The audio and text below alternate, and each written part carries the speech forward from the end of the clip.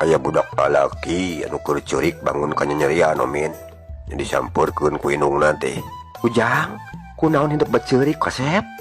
Bapak gebis cinu tangga, mak. Duh Gusti nu agung. Nah bapak nanti kunaon Ujang? Ente mak, bapak mah teu kunaon-naon. Nari geus kunaon atuh Ujang beceurik. Digebug ku bapak mak. Nah, pada Ujang yang surikeun bapak.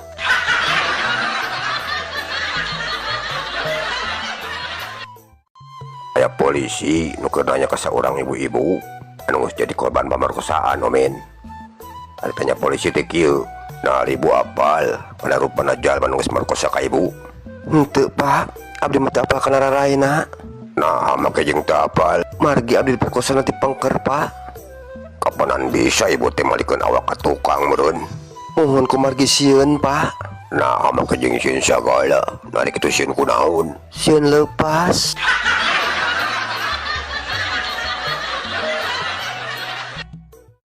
Aya seorang terdakwa lalaki anu disidang pas dina tahun baruan Min. Ari ku hakim teh ditanya, ari anjeun pang ditahan teh cik kunaon kasalahanna? Teu pira pak, ari pedahna mah abdi balanja langkung awal tinu sanes pak. Eta mah lain hiji palanggaran atuh jaksa. Nah abdi dituntut sagala rupa. Mun Hakim taros dewe wados langkung jelas kira cik jawab nu bener naon kasalahan anjeun teh. Mun gara-gara nama abdi balanya langkung awal kata kona pak. Awal kumaha maksudna? Mun gaduh tokona tacan aya abdi mah tos lebet pak.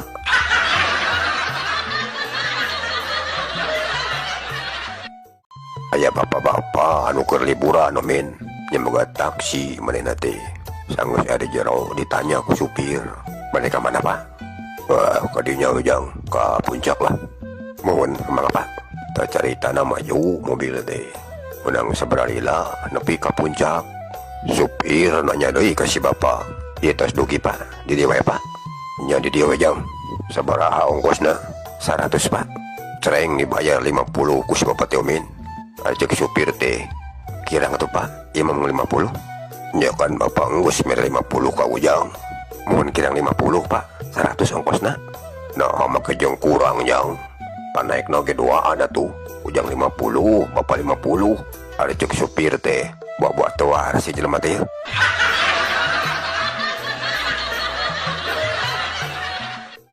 Aya awewe nu rek maot nyarita ka salakina Min. Nari kitu nyarita kumaha wa? Kang, akang kudu janjinya. Lamun abdi geus eueuh, akang kudu bisa ngurus barudak. Nya Nyai, akang janji. Akang ge janji, lamun abdi geus eueuh, kudu bisa ngurus budak teh kawas bihari-bihari Kang. Nya akang janji Nyai. Akang ge kudu janji, sanggeusna abdi eueuh, akang ulah kaneangan gantina saacan tanah kuburan abdi garing Kang. Nya Nyai, sagala rupa amanah teh Nyai bakal dilaksanakeun ku akang. Jeung akang ge kudu janji bakal nyebor kuburan abdi unggal poe Kang. Ari salakina teh rada ngahulang kana kitu momen. Teu lapok ngomong. Atuh moal garing-garing Nyai, aya kuburan dicebor unggal poe mah. Da kira kawinan deui atuh akang.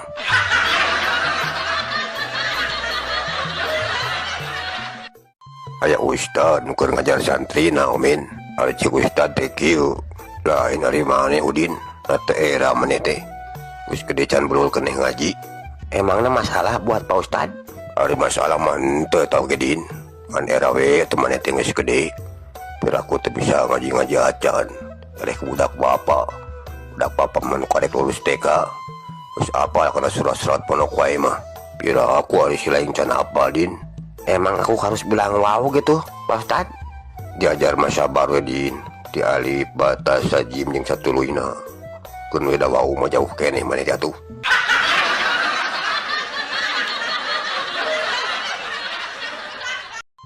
Aya lalaki nu keur ngadangikeun lagu dina radio Min.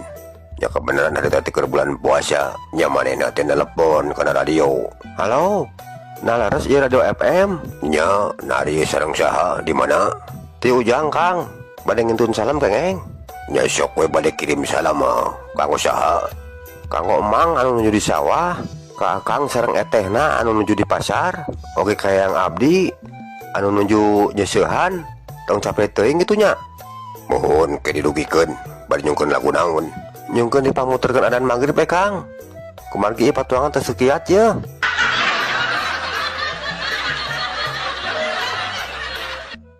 Aya kolot nuker barang main di sisi jalan men.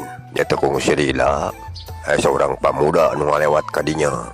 Ari cek eta kolot teh, Den, nyungkeun sedekahna Den. Nya eureun we caritana eta budak ngora teh. Bari nyarita, "Ieu Pak, aya 10.000, ngan angsuran kanggo abdi 5.000 nya Pak." Nya ditampanan ku eta kolot teh men. Tuluy di pulangan 7.500. Ari cek eta pemuda teh. Nah Pak, teu angsuran 7.500. Kan kedah lagi 5.000. Ari teh mah kolot kumaha cenah wa? Ari teh mah kolot teh akun we jang, hitung-hitung sedekah keur ujang.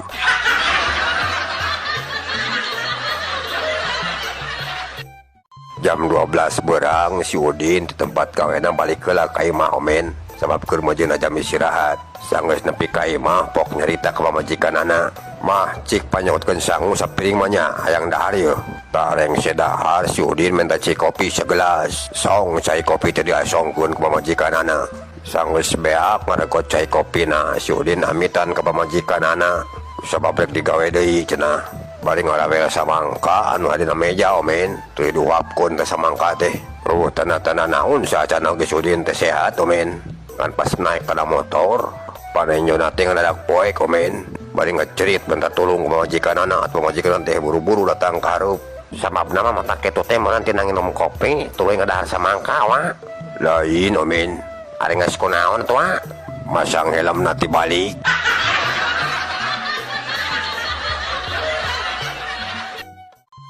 Aya salaki pamajikan anu karek balik di pasar omen. Ari baralikna teh sok rada subuh keneh, kusabab ini timana geus sok peuting maranehna teh. Barang kerjong-jon lalempang, aya karong tiluan ngabegal di jalan. Nya nyokot kabeh balanjanana, dirarat kabeh omen.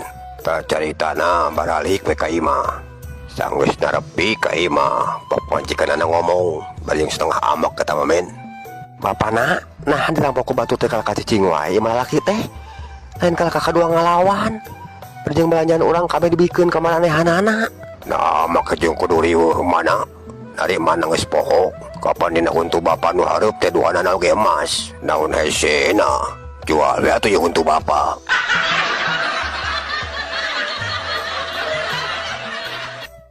Aya pamuda nu keur lompat mobil PW omen, mobil bangkong teh. Kapan anari nu kitu mah mesinna teh di tukang, nya meunang sabaraha kilo, eta mobil teh jual mogok. Ari manehna teh turun nyampeurkeun kana kap hareup, nya dibuka. Pas dibuka mun naon, pantesan mesinna ge eueuh geuningan. Nya leumpang nguru ka kap anu tukang. Pas nepi tuluy dibuka, atuh da salah.